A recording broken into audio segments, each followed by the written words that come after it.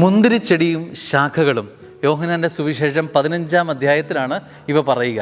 അതിൽ 3-ാം വാക്യത്തിൽ ഇപ്രകാരം പറയുന്നുണ്ട്: ഞാൻ നിങ്ങളോട് പറഞ്ഞ വചനം നിമിത്തം നിങ്ങൾ ശുദ്ധിയുള്ളവരായിത്തീരുന്നു. സ്നേഹമുള്ളവർ, വചനത്തിൻ്റെ ഒരു പവർ മുന്തിരിച്ചെടി ശാഖകൾക്കിടയിൽ ക്രിസ്തു ഒളിപ്പിച്ചു വയ്ക്കുകയാണ്. ഈ വചനത്തിന് ശുദ്ധീകരിക്കാനുള്ള ഒരു പവറുണ്ട്. ഞാൻ നിങ്ങളോട് പറഞ്ഞ വചനം നിമിത്തം നിങ്ങൾ ശുദ്ധിയുള്ളവരായിത്തീർന്നു. ശുദ്ധത, പരിശുദ്ധി, ക്ലെൻലിനെസ് നമ്മളിലേക്ക് വരുന്ന വഴി വചനമാണ്. വചനം വന്നു കഴിഞ്ഞാൽ ഒരുവൻ്റെ ജീവിതത്തിൽ ശുദ്ധീകരണം നടക്കുമെന്ന് സാരം.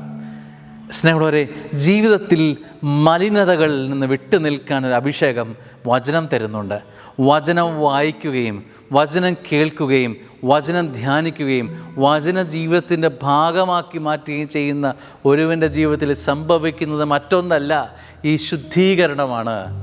സ്നേഹമുള്ളവരെ, ഈ വിശുദ്ധീകരണമാണ് നടക്കുന്നത്. ഈ പെന്തിക്കോസ്തിക്ക് ശേഷമുള്ള ദിനങ്ങളിലൂടെ സ്നേഹമുള്ളവരെ, വചനം വായിച്ച് ശുദ്ധിയുള്ളവരായി തീരാൻ നമുക്ക് സാധിക്കട്ടെ.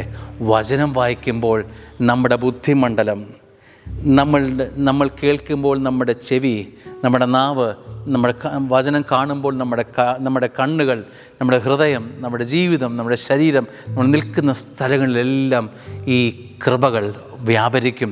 അങ്ങനെ അവിടെ എല്ലാം ഈ ശുദ്ധീകരണം വ്യാപരിക്കും. ദൈവം അനുഗ്രഹിക്കട്ടെ. ആമേൻ.